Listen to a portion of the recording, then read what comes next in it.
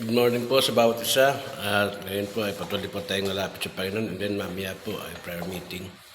Magsama-sama po tayo patuloy sa idalhin ng mga panalangin, especially po sa ating kapatiran, sa ating church, no? At sa ating pong pamilya, maging sa ating bansa. Kaya naman salamat po tayo. Magpasalamat po tayo patuloy na talagang tayo po ay nagagamit po ng ating Diyos. Maging ito po ating ginagawang devotion every day. Malaking bagay po ito na dapat natin makita. Kaya ang aking pong talata ay Colossians 3:17. Ang sabi po dito, at alin man bagay na sasabihin po natin sa salita, ay ipagpasalamat daw natin sa ating ay gawin daw natin ito sa pangalan natin Panginoon sa Kristo. Pagpasalamat po natin mga bagay na ito at dalhin natin sa panalangin sa ating Ama. Ibig sabihin po, tayo bilang mga anak ng Diyos, no? Tayo po yung mga kumilala sa Panginoon na hindi na po tayo basta-basta bumibitiw ng mga salita na kung saan po nakapagbibigay po kung minsan ng katisuran po sa iba. Pangalawa,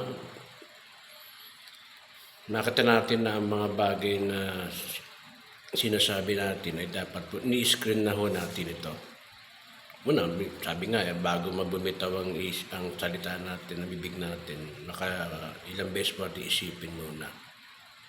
Kasi meron mga salita na talagang pag na dinig ho ng iba, especially po dati sa mga texting, mga chat ngayon, at mga hindi mo pwedeng ipaliwanag na parang yung gusto mong paliwanag. Kasi lalabas at lalabas, may iba pong interpretation po yung mga nakikinig o nakakabasa ng chat po natin. Mahalaga ho na maunawan po natin na dapat po meron tayong paglilimi-limi rin sa ating mga binabanggit sa ating salita. And then kung medyo hirap tayo na maabot po ito o hirap tayo na sa pansamantala. Kasi may mga first impulse kagad tayo, yung basa natin, tapos mag-reply po kayo.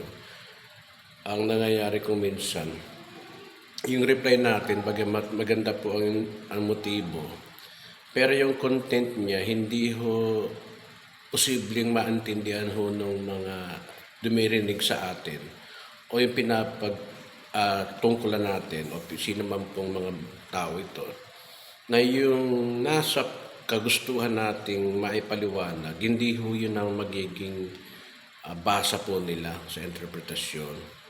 Kaya nga ho, kung minsan sinasabi nga mas mabuti po yung wag munang mag-reply, wag munang mag-chat, o wag munang mag-text. Mas maganda kung ipag-pray muna, hindi kaya hintayin natin yung tinatawag na mga bagay na napapahinga muna yung ating po mga damdamin at isipan at tumingin ng karunungan po sa ating Diyos. Mabuti po yung ganung bagay. Kaya nga ho, mas maganda kung maiiwasan ito. At alalahanin po natin na gagawin po natin ito hindi para po manakit o para po magbigay ng ganung bagay, kundi magbigay po tayo ng tinatawag na pag-abot sa kagustuhan ng Panginoon, kanang bagay ito na mahayag po yung kalooban ng ating Diyos at maging yung pag-ibig, no, yung concern po natin. Kaya naman medyo ngayon ang dami yung mga nagkakaroon ng problema pagdating po sa chatting, texting, video call, no, na bagamat maganda po iyan, pero pagdating ho ng tinatawag na pagbasa po o pag-interpret po ng iba, minsan hindi mo rin makuha ang gusto nila at hindi rin makuha nila ang gusto mo. Kaya ito, may pagpapaaral sa akin ng Biblia na mas mahidali kasing mag-react eh. Pero yung reaction natin kung minsan may mga pagkakataon ho na talagang medyo mahirap. Kaya sana po, ako, naisip ko rin na minsan may mga reaction ako na tama ba ang ginawa kong reply, tama ba ang ginawa reaction. Kaya naman ho, mas makabubuti ho na sometimes we must pray and we must sit down personally, o kaya mas maganda ho yung mga ganung bagay na mas makabubuti. Kaya salamat sa Panginoon na patuloy po tayong nakapagbibigay ng kaluguran po sa ating Diyos at mga bagay ho na nakikita natin yung pagtuturo po at pagtutuloy po sa atin ng Diyos. Salamat po.